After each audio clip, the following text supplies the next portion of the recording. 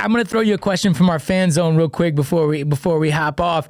Tell us some of your favorite fighters to watch that you like watching, whether that's UFC or boxing or anything, bare knuckle. Who do you like? Who do you like watching, and maybe to take some of their style and bring into yours? I have a board of all the fighters I watch that, like, the fighters that I watch to get better, to emulate. Jamison Thompson is the first name on there.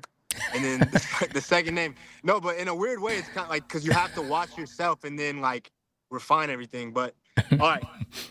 My favorite fighter to absolutely watch to get better, and it's Ilia Tuporia. But in Yeah. my defense, I had been watching him before he came champ. Like, for a year or two before he became the champ, I was watching him religiously, and I was just studying the crap out of Ilia's style, because I could just look at him and see, like, this is the best like anyone's ever been. And now he's the champ, so now it's cringy that, like, he's my favorite. But, yeah. And he hasn't even had to use some of his grappling that he has. You know, I mean, he's just popping guys real strong.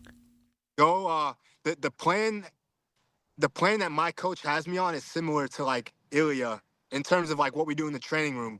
But if you watch Ilia, like, Ilia's on YouTube, you can watch all of Ilia Tuporia's fights ever. And his first 8 or 9 fights, he hardly ever threw a punch. He just took dudes down and submitted them. Oh, wow. It wasn't until like a one fight before the UFC, he started knocking everyone out with that right hand. He started pushing people against the fence and knocking them out. So his grappling is what gives him that ability to be so calm in the boxing and knock people out. Because he knows at the end of the day, like, he can swim in those waters with the best in the world. So. Yeah.